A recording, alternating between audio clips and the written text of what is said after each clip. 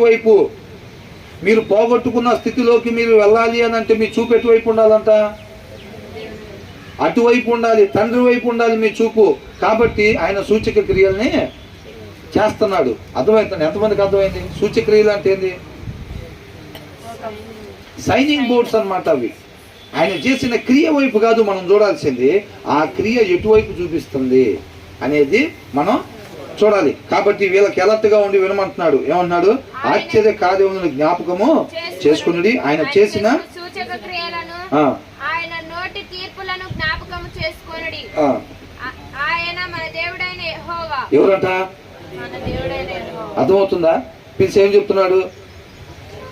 పిలిచి పేరు పెట్టి పిలిచి, అబ్రహాము సంతానాలారా, అవునా, యాకోబు సంతతి వారులారా, ఏమంటున్నాడు?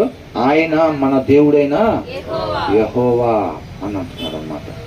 అర్థమవుతుందండి? అద్భుత కార్యాలు మర్చిపోబాక, ఆశ్చర్య కార్యాలు, సూచక క్రియలు మీరు చూడాల్సిన వైపు చూడాలి.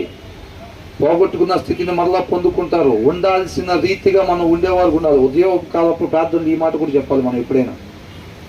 ప్రతి ఒక్కరు నీ కృపను మాత్రమే ఆశ్రయిస్తూ ఉండాల్సిన రీతిగా మాత్రమే ఉండేవారుగా, ఆయన చేత ఏర్పరచబడిన వాళ్ళు, ఆయన కృపను పొందుకున్న రక్షణ ఎక్కడి నుంచి వచ్చిందంట? మన క్రియలను బట్టి కాదు రక్షణ వచ్చేది. మనం మారు మనసు పొందుకున్నామంటే అది కేవలం ఆయన కృప. ఆయన ముందుగా మన ద్వారా చెయ్యాలి అని అనుకున్న సత్క్రియలను చేయటం కోసం ఆయన కృపను బట్టి మనల్ని రక్షించుకుంటాడు. అది కాబట్టి రక్షణ అనేది స్టార్టింగ్ అనమాట. స్కూల్లో జాయిన్ అవటం లాంటిది, అది ఎండింగ్ కాదు. చాలామంది ఏమనుకుంటారంటే జీవితం మొత్తం అనుభవించిన తర్వాత తీసుకుంటారు, 40లోనే 50లోనే బాప్తిస్మం అంటారు. ఏంటంట? ఇప్పుడు యూత్గా బ్రదర్, ఇప్పుడు ఎట్లా తీసుకుంటాం? ఏంటంట? బాప్తిస్మం ఇప్పుడు ఎట్లా తీసుకుంటాం బ్రదర్? యూత్ని ఎంజాయ్ చేయాలి కదా.